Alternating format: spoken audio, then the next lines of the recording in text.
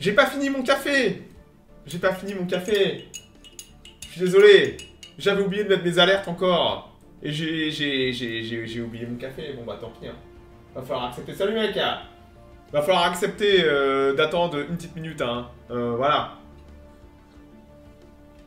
En plus, il y a de la news. Hein. Il y a de la news. Il y a de la belle vidéo. Il y a du tir. Même pas de drama, au secours. C'est terrible. C'est terrible. Mais comme d'habitude, le café c'est essentiel, bien sûr. Bien sûr. En tout cas, on a eu une bonne semaine encore. Avec plein de choses. En fait, comme d'habitude. Hein. Comme d'habitude, ça bosse toujours. Le spatial ne s'arrête jamais. Surtout en ce moment. Bon, attendez, je vais baisser un peu mon son. On va pouvoir commencer quand même.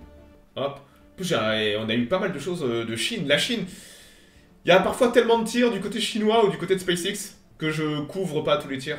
Les tirs Starlink, désolé, mais il y en a 3 par semaine. Ça sert à rien de monter 3 fois le même tir, surtout quand c'est de nuit et tout. La Chine aussi tire énormément pour son industrie, je le dis souvent, mais je monte pas forcément les tirs chinois parce que il y en a énormément. Même si c'est un milieu, bah, c'est pas très international. La Chine a d'énormes besoins domestiques pour de la science, du militaire. Ils ont commencé le déploiement de leurs 2 giga constellations aussi. Mais il y a un écosystème technologique et industriel en termes d'innovation qui est vraiment énorme en Chine. Et c'est vrai que bah, des fois je délaisse un petit peu la Chine, ou même s'il s'y passe énormément de choses. Je pense que SpaceX n'est pas un État, mais SpaceX et la Chine sont les 2 entités les plus dynamiques du spatial mondial aujourd'hui. En termes de cadence de tir, en termes d'innovation, c'est dingue que SpaceX arrive à rivaliser, d'ailleurs avec la Chine. Mais bah, ils y arrivent. Qu'est-ce que je vous dis, les chiffres ne mentent pas. Donc ouais, hop, on a eu ça cette semaine. On a eu ça, c'est le rollout de la Long March 2F, la station spatiale Tiangong, comme pour l'ISS, pour faire des rotations en orbite. Et bah pareil, là c'est le rollout de la Long March 2F pour la mission Tiangong. Un peu fort sur ma vidéo. Voilà. Tiens, regarde, je baisse. Voilà. Je vous emmerde! Vous avez qu'à couper le son! Son chiant, ouin. Vous savez quoi? Je vais le remettre à fond juste pour vous casser les couilles. Regardez. Voilà. Allez! On t'entend plus. Bah ça tombe bien, je dis rien d'intéressant. Allez les peureuses, un fouera. Ah ouais, j'avais oublié de régler le son avant. J'espère que je vais pas me faire démonétiser. C'était de la musique, hein. Je suis dans la merde si c'était de la musique. Je vais me faire démonétiser par un chinois. Ça arrive, hein. Ça serait pas la première fois. Bon bah écoute, je suis dans la merde. Je vais me faire démonétiser. J'espère que je vais pas me faire striker. Ça peut arriver. C'est con. Hein. Donc ouais, longue marche de F au pad. On n'a même pas... remets un peu. On n'a même pas le nom des taïkonautes. Ce qui est... C'est pas la première fois que la Chine nous fait le coup. Donc on a la fusée qui va au pad et qui va décoller dans quelques jours. On sait même pas qui sont les taïkonautes qui vont à bord. Généralement l'ISS, on connaît 6 mois à l'avance, voire plus même. On connaît même plusieurs années à l'avance le nom des gens qui vont aller à l'ISS. Là, quelques jours avant, on sait pas qui sont les taïkonautes. La Chine travaille différemment. En tout cas, ils ont bah là, tout leur programme habité, 100% indépendant, chinois. Personne ne fait ça. Si vous regardez l'ISS, bah là on a eu Soyouz qui a décollé à l'ISS. Les Russes ravitaillent l'ISS, tirent de l'astronaute américain, vice versa pour les Américains. SpaceX tire à l'ISS du cosmonaute et tout ça. Et la Chine, elle, fait ça totalement indépendant, 100%. C'est un énorme effort logistique, industriel, mais ils y arrivent parfaitement. Et bah là, on va encore avoir un tir sûrement la semaine prochaine d'une nouvelle volée de taïkonautes à bord de Tiangong. Et c'est amusant parce que leur relève tombe quasiment en même temps que l'ISS.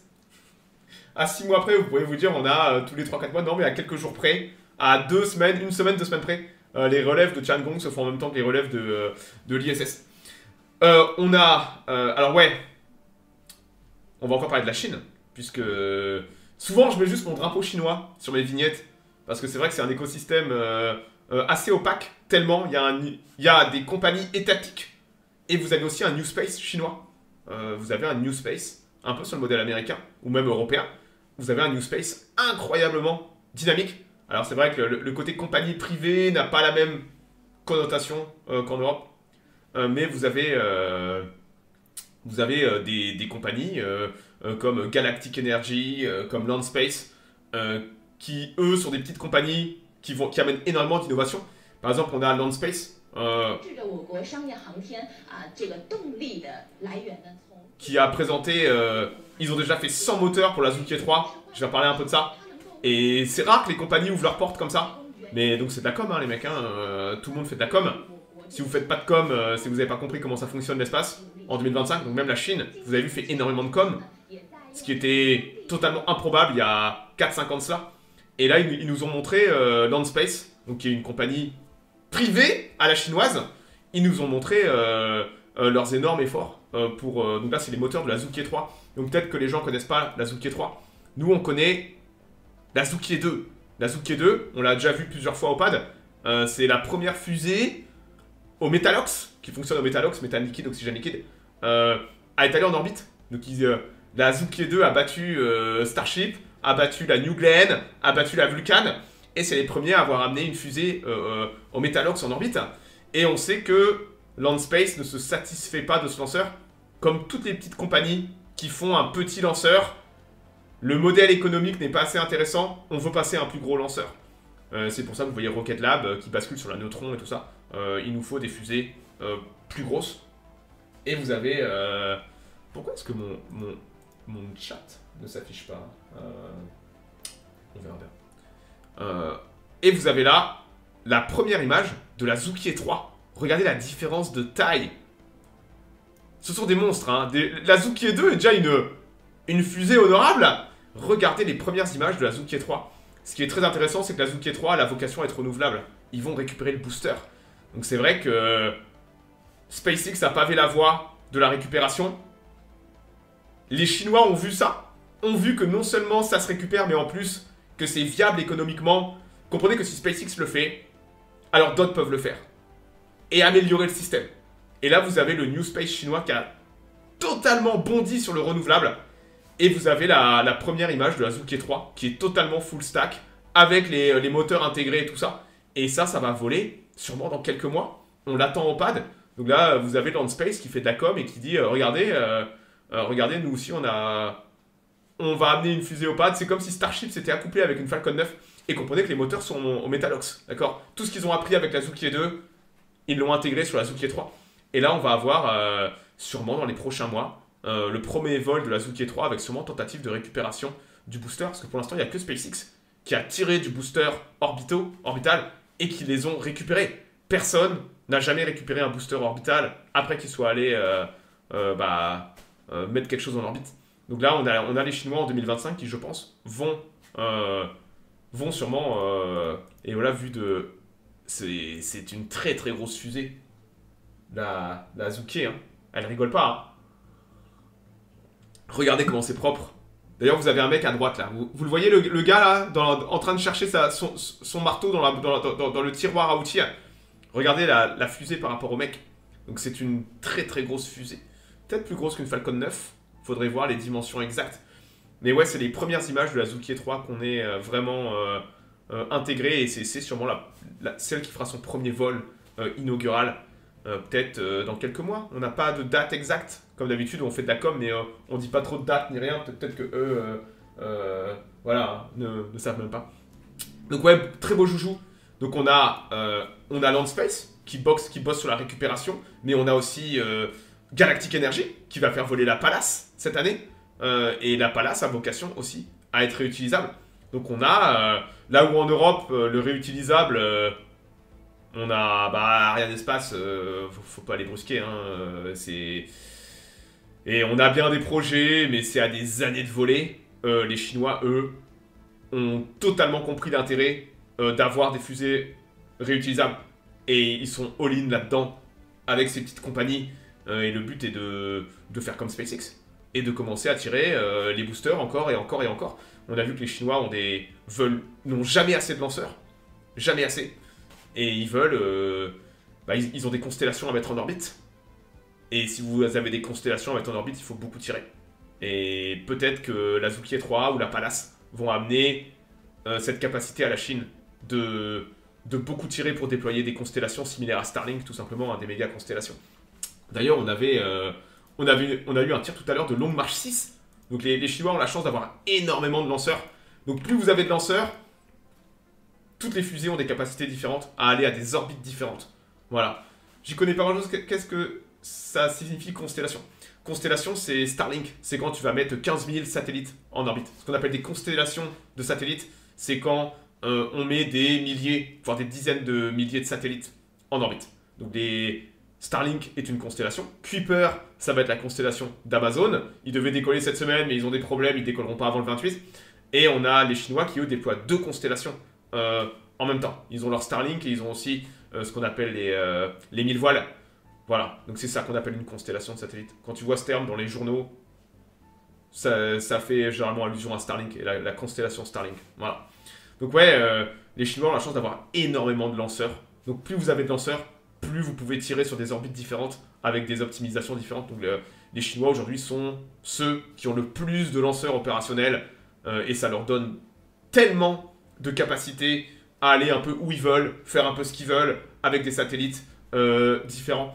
Et là, on avait tout à l'heure, superbe vol. Généralement, je ne montre pas les vols chinois, mais c'était pour des satellites, un petit groupe de satellites. On ne sait même pas ce qu'ils font, ces satellites. Des satellites de recherche météo, j'ai vu un peu passer tout. Comme je dis, les Chinois sont parfois très très très discrets sur les charges utiles. Mais c'était tout à l'heure. Je vais baisser le son pour pas que ça vous explose les oreilles. Je suis au son minimum, hein. Longue Marche 6. Superbe.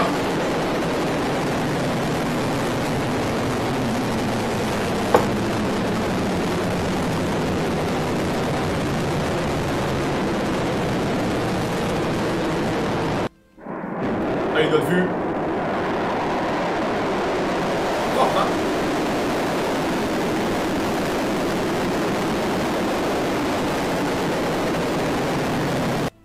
Donc ouais, je crois que la Longue Marche 6, sous cette configuration-là, parce qu'elle a plusieurs configurations de booster, je crois qu'elle est à 11 tirs, 0 échec.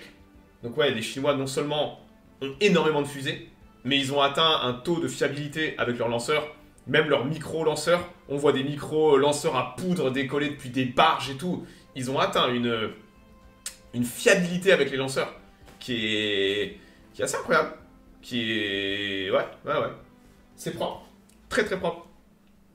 Donc ouais, voilà pour la Chine. On a eu... non. Hop. Tac. Voilà. Parlons un petit peu de l'Europe. On a une Vega qui va décoller le 29 avril. Le 2e tir de l'année de Kourou. Et janvier, février, mars, avril en 4 mois. 2 tirs en 4 mois. Je souris doucement, pardon.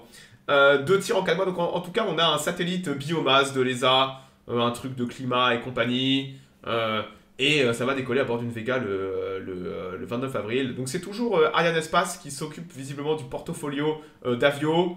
Je sais pas pour combien de temps, normalement les Italiens vont devenir indépendants et vont quitter Ariane Espace. Mais je pense que ça se fait pas en un claquement de doigts. C'était l'année dernière qu'ils avaient décidé ça. Le monopole d'Ariane Espace commence à voler en éclats. Il était temps. Surtout qu'il y a des gens qui ont les dents longues en Europe avec les micro-lanceurs et tout ça. Donc ouais, là on voit que c'est encore Ariane Espace qui gère visiblement, qui chapeaute l'affaire. Donc il est beau le satellite, hein. Matez un peu les coiffes derrière. Hop là. Regardez ça. Matez la coiffe. Regardez les gens, hein. Comme dit, j'essaie toujours de mettre des gens sur les photos pour que vous puissiez apprécier. La Vega c'est pas forcément une grosse fusée, mais regardez la taille des coiffes. Regardez comment c'est propre. Le spatial, vous mangez par terre. Tout est nickel. Tout est tout le temps nickel. N'importe où vous allez dans le monde, c'est... nickel, il faut que ce soit nickel. C'est plus propre que dans mon appart, hein. Je vois la poussière là sous le radiateur. Ouais, matez-moi un petit peu ça là. Donc là, c'est la charge utile, c'est le satellite biomasse qui est mis dans sa coiffe. Sachant que ça doit décoller dans 10 jours. Donc il y a encore après toute l'intégration à faire sur la fusée directement. Mais j'ai trouvé les images absolument magnifiques. Matez-moi ça. C'est beau, hein. Hop là. Donc, ça, c'est en Guyane, hein, à Kourou. Hop là, magnifique, hein. Tout est marqué, calé et tout. Ouais, c'est le CNES, visiblement, qui bosse. Hop là. Magnifique. Voilà. Donc ouais, le 29 avril, on aura une Vega au pad. C'est chouette de voir la Vega. Alors, pendant ce temps, on va peut-être commencer la minute SpaceX. Mais bien sûr qu'on va commencer la minute SpaceX. Voilà. Bon, écoutez, SpaceX, ils vont tirer 3 fois en 36 heures ce week-end. Ils vont tirer dimanche, lundi, 3 fois en 36 heures de leurs 3 pads. Ils vont avoir une mission avec les Space Force, NROL, sûrement un satellite espion. Ils ont une mission de ravitaillement à l'ISS. Et ils ont une mission... J'arrive pour la minute SpaceX, c'est totalement ça. Et il va y avoir une mission Bandwagon. Donc une mission pour une multitude de clients de CubeSat. Plusieurs dizaines de clients sûrement. Donc 3 tirs de leurs 3 pads en 36 heures. Sachant qu'ils ont déjà tiré encore cette semaine. Donc le turnover des pads est totalement dingue. Ils n'ont pas assez de pads. S'ils avaient 2-3 pads en plus, ils pourraient tirer encore plus. Peut-être une fois par jour. C'est un autre monde. C'est un autre monde. Mais dites-vous que là, ils tirent même pas pour Starlink. Ils vont faire 3 vols, 3 clients différents. Preuve que souvent on dit qu'ils tirent beaucoup parce qu'ils ont Starlink. C'est factuellement faux. Ils tirent aussi beaucoup parce qu'ils ont énormément de clients et qu'ils ont la chance d'avoir beaucoup de fusées. D'ailleurs, regardez ça, c'était cette semaine. Attendez, je vais aller voir la date. C'était le 14 avril. C'était il y a 5 jours. Une mission Starlink. Rien d'exceptionnel. Je les montre plus, même de nuit. Sauf quand on a des choses assez exceptionnelles à voir. Et là, il y a de l'exceptionnel et du record. 3, 2, 1, ignition. Comprenez que plus personne regarde ça. Tout le monde s'en fout de voir des fusées de SpaceX décoller ou atterrir sur barge parce que c'est devenu totalement normal, comme plus personne va à l'aéroport pour voir des avions décoller. Il y en a qui le font. Mais c'est quelque chose... c'est devenu la routine, quoi. Hein, c'est devenu la routine. Pourquoi pas construire 10 fois plus de pads? Il n'y en a pas le besoin. Ils arrivent déjà à suffisamment tirer. Et surtout, ça coûte très cher de construire un pad. C'est énormément de paperasse. Ça coûte horriblement cher de construire un pad. Tu peux mettre facilement, pour un pad de Falcon 9, ça va être 500 millions, 1 milliard de dollars. Est-ce que tu penses que ça vaut le coup? Si tu penses que là, à l'instant T, t'as... Surtout que tu peux tirer plus en optimisant la remise en état des pads et tout ça, ce que SpaceX fait. Je crois que le record doit être de 3-4 jours pour réutiliser un pad. Donc tu peux déjà renier sur ce temps en optimisant tes pads et tout ça, ce que fait SpaceX. Mais peut-être à un moment, je pense qu'ils ont déjà atteint, moi je pense, leur capacité maximum de tir à pas grand-chose près. Et il y a Starship qui arrive. Il y a Starship qui arrive et on voit que Starship, on va reparler un peu de ce que fait SpaceX avec Starship en termes d'infrastructure. C'est des malades. C'est du jamais vu. Jamais à une telle échelle. Et ça vaut le coup d'en parler, parce que c'est vrai qu'on regarde que les fusées, mais on oublie que les infrastructures sont plus importantes que les fusées. Et elles coûtent plus cher aussi. Elles sont plus difficiles à construire, coûtent plus cher. Les fusées, vous les cassez, c'est pas grave, vous en reconstruisez une. Vous détruisez un pad, vous construisez un pad, c'est 1 an d'investissement. Voilà. Y aura-t-il un pad Starship en Californie? Pour le moment, c'est pas prévu. C'est une bonne question. Pour le moment, c'est pas prévu. Comme je dis, si tu veux construire un pad de Starship en Californie, il va falloir craquer 1 milliard de dollars à Vandenberg. Et faire toutes les études et tout ça à Vandenberg. Et je crois pas que pour le moment, SpaceX ait l'intention de construire un pad de Starship en Californie. Parce que si tu construis un pad de Starship, faut aussi construire l'usine qui va avec. Tu vois, faut construire la Star Factory. Tu pourras pas amener un Starship de Floride en Californie. Va falloir construire les Starships en Californie. Et ça serait un investissement absolument monstrueux pour SpaceX de faire ça. Voilà. Par bateau, par le canal de Panama et tout ça, tu veux amener ton Starship? C'est un peu le bordel quand même. Hein. Mais écoute, propose à SpaceX. Hein, ils seront peut-être intéressés par ton opinion. Hein, je dis pas, peut-être qu'un jour on en aura des Starships en Californie, mais pour le moment c'est clairement pas dans les cartons. Allez, Nico. Comme je vous dis, c'est du Starlink. Hein. Oh, regardez, on voit bien la Floride dessous. On doit voir Miami peut-être. Le booster qui va redescendre. Le pad B, c'est le top mondial du jamais vu. Bon, on l'a pas encore vu en action, le pad B. Mais la vitesse... Oh, les coiffes, magnifiques. Les satellites Starlink.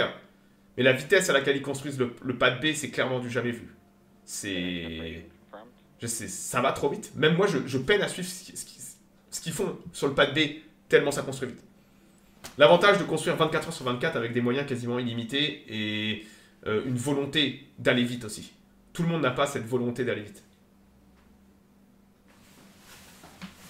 Magnifique, hein. On va aller un peu en avance. On va aller voir l'atterrissage du booster. De nuit, c'est pas forcément impressionnant. 50 km, 35 km, 24 km. Voilà.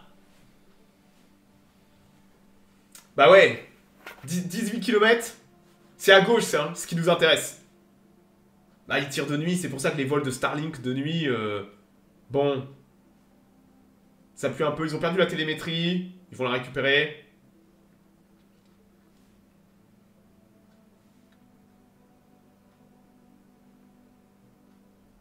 Voilà. 7 km. Stage 1 transonic. Petit souci de caméra, ça arrive.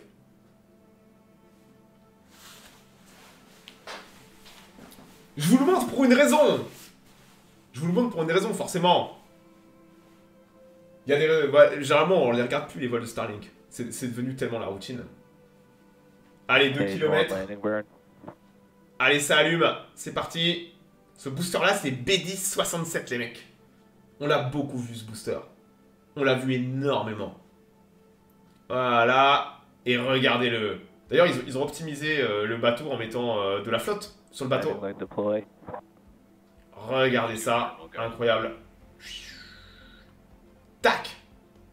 Le plus vieux. C'est pas le plus vieux, mais c'est le plus utilisé. Et regardez le B1067 qui est retourné se poser crème sur le... Voilà. Donc une mission Starlink en plus. Sauf que c'est pas anodin quand même. Puisque le booster que vous avez vu, B1067, voici la flotte des boosters de SpaceX. Celui que vous venez de voir, c'est le plus vieux booster de la flotte. Il vient de battre son record, son propre record. C'est le 27e vol. C'est le 27e vol de ce booster, les mecs. 27 vols. Vous savez, c'est... Personne n'est capable de récupérer un booster aujourd'hui sur Terre. Un booster orbital, hein, pas la New Shepard là, et les machins, là, les touristes. Hein. Je parle d'un vrai vol orbital. Et ce booster a déjà fait 27 vols. Et il n'est pas unique, puisqu'on a B1063 à 24 vols, B1071 à 24, B1069 à 22, B1076 à 21. Donc vous comprenez comment SpaceX est capable de autant tirer 3 fois en 24 heures. Ils ne reconstruisent pas les fusées, hein. Ils récupèrent juste les boosters et ils ont tellement optimisé le processus que maintenant, bah, en l'espace de 1, 2 semaines, 3 semaines, le booster est de nouveau en état de vol. Et voilà. Même la navette n'a pas fait autant. Certaines navettes, si. Il me semble qu'on a peut-être Discovery qui a dû faire 40 vols. Mais c'est qu'une question de temps avant que les boosters de SpaceX... bah ils ont déjà tous... Ils ont rattrapé toutes les navettes, sauf celle-là. Voilà. Il y a une seule navette qui a eu plus de vols. Voilà. Je pense qu'on passera les 50 vols. Je pense aussi. Voilà. Oui, 130 missions de navettes au total, mais c'est pas une seule navette. C'est plein de navettes différentes. Donc il faut voir par vol, par navette. Et surtout, il faut voir le coût. Hein. Il faut voir le coût. Une navette, faire voler une navette, ça coûtait 1 milliard de dollars à la fin. La navette était hors de prix. Si on l'a décommissionnée, c'est que 1, elle était horriblement dangereuse pour les gens à bord. Et 2, elle a tué beaucoup de monde, la navette. Hein. Faut pas oublier. Hein. Et 2, elle coûtait horriblement cher. Dangereuse et chère. Il y a des raisons de pourquoi on a arrêté la navette spatiale. Donc, en termes d'argent, déjà, bon, c'est tout vu. Hein. Donc ouais, on voit que SpaceX n'a pas beaucoup de boosters. Ils en ont perdu quelques-uns. Ils en ont cassé quelques-uns, on sait. Ils en ont aussi... bah, certains ont été, pendant les missions, ont été, pour avoir un maximum d'optimisation au niveau des performances, ont été sacrifiés. Donc on voit que SpaceX, aujourd'hui, la flotte des boosters de SpaceX, il n'y en a pas beaucoup. 1, 2, 3, 4, 5, 6, 7, 8, 9, 10. 10 boosters. C'est pas beaucoup, 10 boosters. C'est l'équivalent de 10 boosters, c'est même pas de 2 semaines. Discovery, c'est ça? 39 Discovery. Eh bah, on a un booster à à 12 vols de Discovery. Voilà. Ce qui va sûrement atteindre d'ici 1 ou 2 ans, même pas. S'ils ne le cassent pas d'ici là. Donc ouais, vous voyez que SpaceX n'a pas beaucoup de boosters, mais qu'ils ont tellement optimisé leur processus qu'ils sont capables de tirer...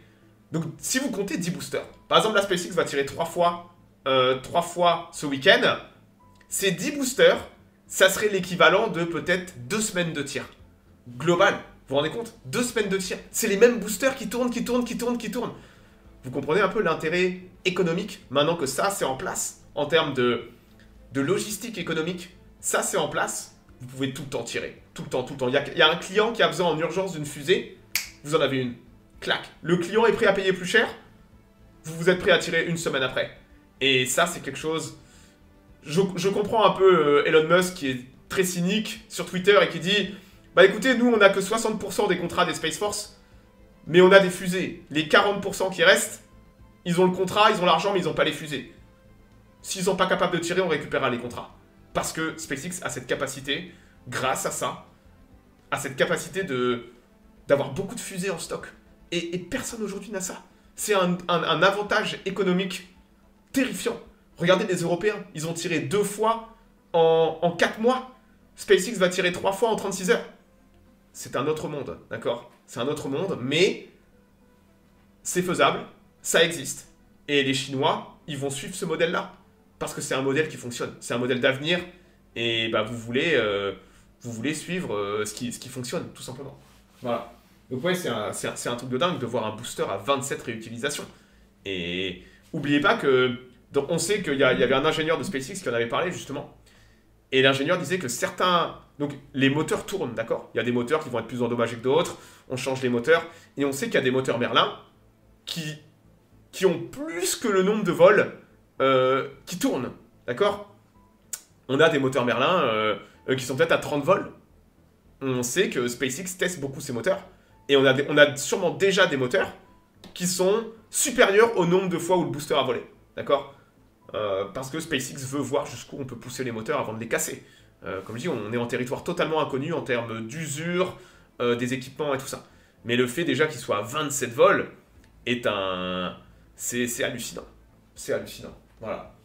Donc ouais, assez incroyable de voir ce que fait SpaceX avec ses boosters. Et dites-vous que ça, pour SpaceX, c'est pas un projet d'avenir. Là où on voit plein de petites compagnies d'abord tirer des micro-lanceurs et basculer sur des plus grosses fusées, SpaceX tire des Falcon 9 et ils veulent basculer sur Starship. Je le répète souvent, ils sont totalement all-in sur Starship. SpaceX considère que la Falcon 9, elle va encore voler longtemps, la Falcon 9, mais ils considèrent que la Falcon 9 n'est pas une fusée d'avenir. La Falcon 9, en termes de développement, a atteint ses limites hautes. Ils vont avoir du mal à être plus performants avec la Falcon 9. Et à la fin de la journée, ils vont vouloir falconiser Starship, je le dis souvent. Mais ça vous montre un peu la folie du truc. Et ça fonctionne. C'est ça le truc, c'est que ça fonctionne superbement bien. Bon, basculons maintenant sur Starship. On va aller à Boca Chica. On va aller voir des trucs assez incroyables. On attend le vol 9. Donc le vol 9, on l'attend. Mais S-35, le ship, n'a toujours pas fait sa sortie des hangars pour aller faire son feu statique. On l'attend avec impatience. Mais tant mieux qu'ils prennent leur temps avec le ship. Vu ce qui est arrivé aux 2 ships précédents, tant mieux s'ils prennent leur temps, qu'ils essaient autre chose, qu'ils renforcent les parties qui ont lâché la dernière fois. On préférerait éviter un spectacle son et lumière encore dessus les Caraïbes. La seule nouvelle qu'on a du vol 9, c'est que B14 a reçu son anneau pas avant le 25 mai. Ça, t'en sais rien. Moi, je dis plutôt première semaine de mai. Il faut déjà que... Quand S35 ira faire son feu statique, ce sera déjà un bon signe. Mais ouais, tant qu'on n'a pas S35 qui va... Tant qu'on n'a pas S35 qui va faire son feu statique, on décale. Et on n'est pas à quelques semaines près. Moi, je suis même pas à 1 mois près. Autant prendre son temps pour développer le chip et améliorer le chip et identifier les problèmes qu'ils ont eu précédemment. Donc B14 a reçu son anneau de Hot Stage. Voilà. Donc c'est bon signe. C'est très bon signe quand... Ça c'est un préparatif d'avant-vol, d'accord? Quand vous mettez l'anneau de Hot Stage, c'est une des dernières choses que vous faites avant d'amener le booster au pad. Voilà. Donc ouais, on verra. On verra. On sait que la V1 marche, la V2 on y arrivera. Absolument. Absolument. Moi j'ai appris à pas parier contre SpaceX. Ils vont identifier le problème. ils vont le résoudre, qu'importe le temps que ça va prendre, qu'importe le nombre de Starships qu'ils vont casser, ils vont y arriver. C'est la marque de fabrique de la maison, et les gens aujourd'hui sont très critiques avec SpaceX. Ils oublient l'époque où ils ont cassé de la Falcon 9 à chaque atterrissage, où ils ont explosé des fusées et tout. On s'est beaucoup habitué au succès de SpaceX, mais on a oublié que la mentalité de la compagnie, c'est de casser pour réussir. Et Starship ne fait absolument pas exception à cette mentalité. Au contraire même, c'est un tel monstre à développer que ça casse pour identifier les problèmes. Donc ouais, pendant qu'on attend le vol 9 et des nouvelles du vol 9, je peux vous dire que les infrastructures au sol, ça met les bouchées quintuples. Déjà, on sait qu'ils vont construire 2 mégabés. Une mégabé à Boca, une mégabé en Floride.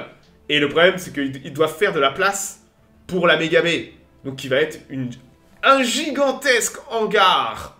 Un monstre d'hangar. Pourtant, les hangars sont déjà monstrueux à Boca Chica. Mais ils veulent faire encore plus haut, encore plus gros. Et voilà. Donc pour faire de la place, ils vont dégager. Regardez, là vous avez les 2 A et B, où ça stack les Starships et tout. Et ils sont en train de casser la toute première. La toute première A et B. Donc ce sont déjà des structures gigantesques. Et SpaceX les considère obsolètes. Donc vous savez qu'ils ont construit ça il y a quelques années. C'est même pas vieux. Quand vous suivez un peu l'aérospatiale, quand vous posez des structures, elles vont rester là pendant des décennies parfois. SpaceX, eux, ça construit en kit. Et quand faut casser, on casse. On casse le plus rapidement possible. Et regardez-les, ils sont en train de casser pièce par pièce. Il y a la grue, elle fait ça toute la journée. Ils sont en train de démonter une gigantesque structure et ils vont en construire une encore plus grosse. Un gigabé, non mégabé. Je t'emmerde. Je prononce comme j'ai envie. Les gens sont chiants. Hop là. Regardez-moi ça si c'est pas beau.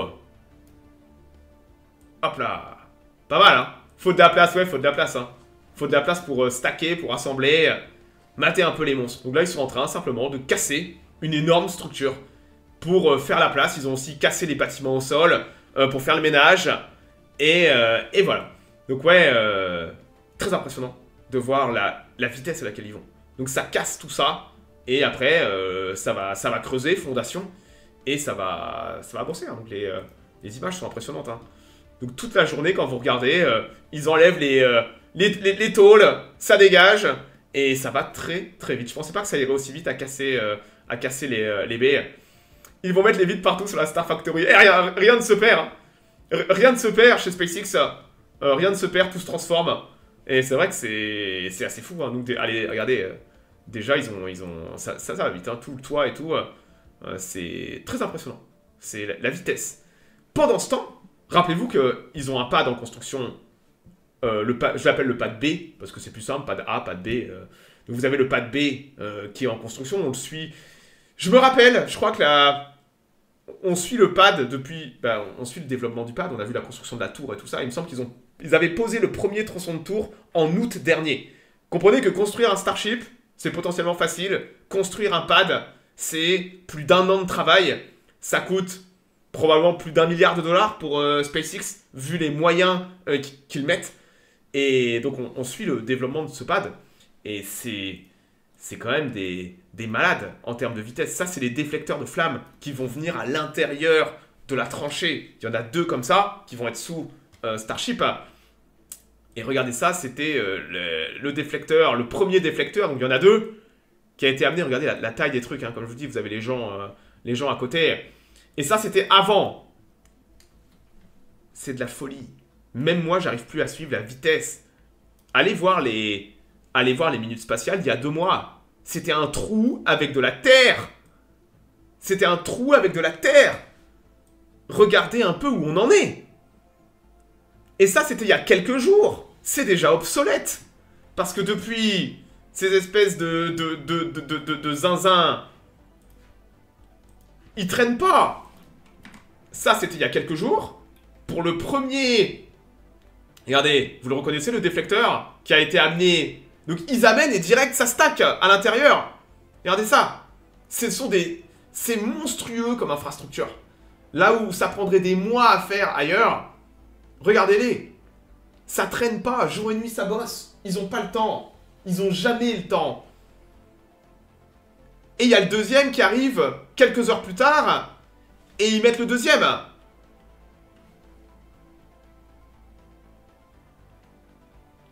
C'est dingue, hein. Et ils font ça jour et nuit. Et on pourrait se dire, c'est un énorme effort pour cette compagnie, parce que SpaceX n'est pas forcément une énorme compagnie. Pour une compagnie, genre une compagnie construire un pad, comme je dis, c'est un effort titanesque. Mais dites-vous qu'ils font la même chose en même temps en Floride. Hein? Ils construisent en même temps en Floride un autre pad en parallèle. La démesure de moyens que vous voyez à Starbase, il y a la même démesure de moyens en Floride. Parce que en Floride en même temps, regardez, ça c'est à Roberts Road, c'est là où toutes les Falcon 9 qu'on voit et tout sont remises en état. Donc toutes les Falcon 9, je vous ai montré la flotte de boosters, c'est ici qu'ils sont remis en état entre les vols.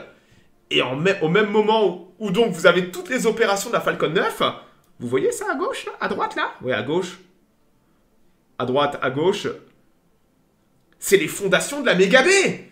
Parce qu'en même temps qu'ils détruisent la high bay à Boca, ils sont en train de lancer celle-là en Floride en même temps qu'ils construisent le pad. Puisqu'on a vu la semaine dernière qu'ils avaient déjà très avancé l'OLT et aussi les tranchées. Vous avez une démesure des moyens en parallèle en Floride et en même temps au Texas. C'est du jamais vu dans l'histoire de l'aérospatiale. Que des gens soient aussi motivés, aussi rapidement, avec autant de moyens. Vous comprenez qu'il y a des gens qui ont beaucoup de moyens dans l'aérospatiale. Il y a des gens avec beaucoup de moyens. L'ESA, par exemple. L'ESA a énormément de moyens. C'est juste que, chez SpaceX, vous avez cette volonté d'être ultra efficace avec les moyens, d'être extrêmement rapide, quitte à faire des erreurs. On identifie les erreurs. On résolvera les soucis. Et vous avez tout qui s'aligne. Et c'est la preuve qu'on est capable de le faire. Moi, j'ai toujours pensé que tout était lent dans l'aérospatiale pour des raisons X ou Y de complexité. Mais c'est faux. SpaceX nous montre aujourd'hui que quand vous avez les moyens, la volonté au niveau du management et tout suit. Et ça, c'est totalement Elon Musk. Vous pouvez détester Elon Musk tant que vous voulez, mais ce que vous voyez là, c'est 100% l'âme et la marque de fabrique de Musk en termes de façon de penser un business. Et tout va extrêmement vite. Les managers sont là pour faciliter la vie des ingénieurs sur le terrain. C'est superbe. Hein, c'est superbe. C'est de la pornographie d'ingénieurs quand vous voyez ça. Moi, je suis époustouflé par la vitesse. Sympa pour la forêt. Écoute, c'est une réserve naturelle. C'est des marécages dégueulasses. Et t'apprendras que c'est une des plus grosses réserves naturelles de Floride. D'accord? Cap Canaveral. Donc ouais, c'est pas un souci de péter quelques centaines de mètres de forêt pour mettre une méga baie. Voilà. Dis-toi que si Cap Canaveral n'existait pas, on aurait ici un gigantesque complexe hôtelier avec une ville qui aurait tout détruit. Donc ouais, tu peux remercier le spatial de préserver des zones et d'en faire des espaces naturels qu'on ne touche pas pour bétonner à outrance. Voilà. C'est beau, hein? C'est une réserve naturelle où on est. Donc ouais, totalement dingue de voir ça, de voir le développement de l'infrastructure. Donc dites-vous que le pad, après qu'ils aient mis les déflecteurs de flammes, ça ressemble à ça. Dites-vous que entre ça... attendez, laissez-moi retrouver ma tranchée. Non, comme ça, non. Regardez, entre ça et ça, il y a quelques jours d'écart. Il y a juste quelques jours d'écart. C'est fou, hein? Mais SpaceX est pressé. Ils veulent leur deuxième pad le plus rapidement opérationnel, le plus rapidement possible. Et pour cela, il n'y a pas photo. Il faut que ça aille vite. Donc on met les moyens. On met les moyens humains, les moyens matériels et aussi la mentalité qui va avec de bosser vite. Par où va arriver le déluge d'eau? C'est une bonne question. En fait, le déluge va être intégré, entre autres, directement à l'OLT. Donc on aura d'énormes tuyaux juste à côté. Et c'est le même système que le pad A. D'accord? Donc on va avoir des énormes tuyaux de flotte qui vont être intégrés directement dessous la table orbitale. Heureusement que c'est une réserve naturelle. Ouais. heureusement que c'est une réserve naturelle, mec. Parce que si c'était pas une réserve naturelle, et s'il n'y avait pas le complexe aérospatial, c'est une superbe zone, on aurait eu des hôtels et des kilomètres de béton. Réfléchis. Qu'est-ce que tu préfères? Que ce soit qu'on défriche de temps en temps 100 mètres sur 100 mètres pour mettre un gros bâtiment, et qu'on préserve toutes les espèces là, ou alors qu'on pose du béton sur des dizaines de kilomètres, et qu'on mette des hôtels et des plages. Réfléchis. L'aérospatial protège énormément les écosystèmes, parce que justement on veut pas que les gens viennent. Ce sont des zones interdites. Et moins il y a de gens, plus les animaux sont heureux. Et il n'y a pas beaucoup de gens à Cap Canaveral. Il y a quelques usines où on bosse dedans, mais c'est vide. C'est un gigantesque espace naturel vide. À Cap Canaveral, il y a des biches, il y a des crocodiles, il y a des crocodiles, des alligators. Il y a toutes les espèces d'oiseaux possibles et imaginables. C'est superbe. Voilà. Mais à choisir vaut mieux, absolument. À choisir vaut mieux. Voilà. Donc ouais, incroyable, hein. Le pad. Allez voir comment c'était il y a un mois. Ils ont commencé à couler du béton il y a un mois.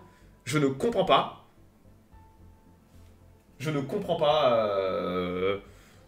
pas comment ils arrivent à faire ça aussi vite. J'ai pas d'explication. C'est des malades. Et c'est SpaceX. Et c'est pas un petit pad. C'est le pad de la plus grosse fusée de l'histoire de l'aérospatiale. Et la plus puissante. Et ils font ça avec une facilité. Même avec Guyane, c'est protégé, bien sûr. Mais bien sûr. Kourou, c'est aussi une réserve naturelle. Hein, parce qu'on veut pas que les gens viennent s'installer. Donc ce sont des réserves naturelles. C'est fou, hein. C'est des malades. Le chat a été coulé dans le béton, peut-être, hein. Faut pas laisser traîner ton animal de compagnie. Faut pas laisser traîner ton animal de compagnie à Starbase, hein. Parce que ça bosse tellement que va vite disparaître. Hein. Donc ouais, c'est très impressionnant. Donc en tout cas, on n'a pas de nouvelles pour le... J'espère qu'on verra S35 aller au pad la semaine prochaine. J'espère. Si ça va au pad, ça sera pour faire un feu statique. Il faudra le ramener après pour faire les préparatifs d'après-vol. Donc ouais, j'ai du mal à croire à un vol en avril, début mai. Début mai, première, deuxième semaine de mai peut-être. Peut-être avant. SpaceX parfois peut aller très vite, vous avez vu. Donc ouais, difficile à juger.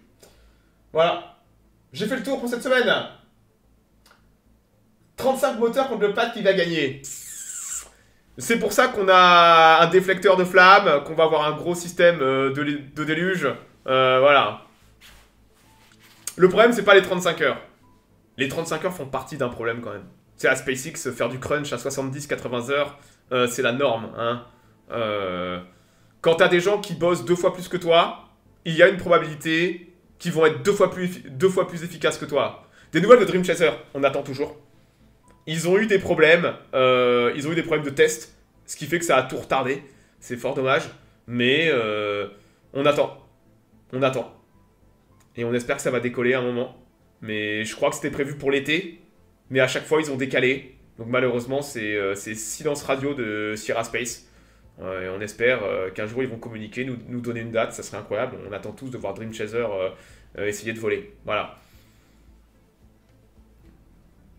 Ouais, mais quand tu passes 30 heures sur 35 à expliquer des choses aux décideurs, donc tu vois, Quintus, tu mets le doigt sur un point important. C'est quand les décideurs te mettent des bâtons dans les roues, t'es baisé. Donc imagine, Quintus, à SpaceX, les décideurs sont là pour aider les gens dessous.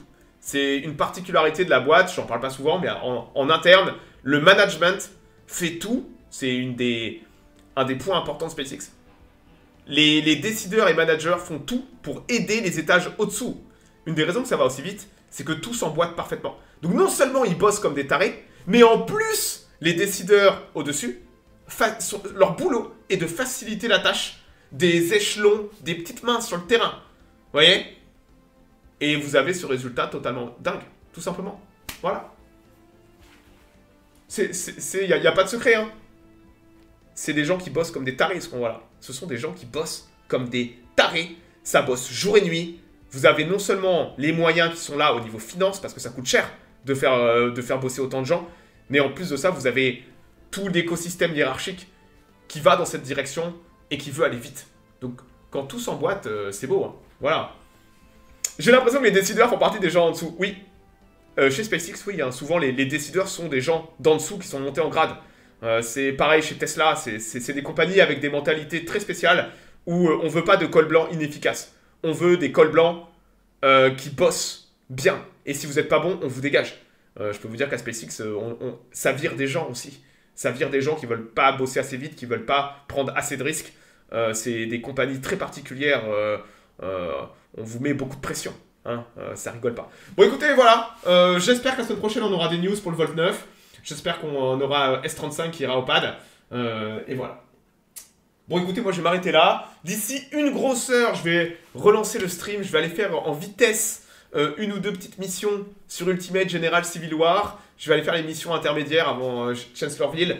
Et ce soir, je ferai du Terra Invicta. Demain, Divide and Conquer, Eregion. Et il y aura du Darkest Tower en soirée. Voilà. Bon, écoutez, je m'arrête là. Passez un bon week-end. Je crois que vous faites un pont chez vous, là. C'est férié. Vous êtes tranquille. Et bah, profitez bien. Et moi, je vous dis ciao, ciao. Allez, salut tout le monde. Peut-être à plus tard.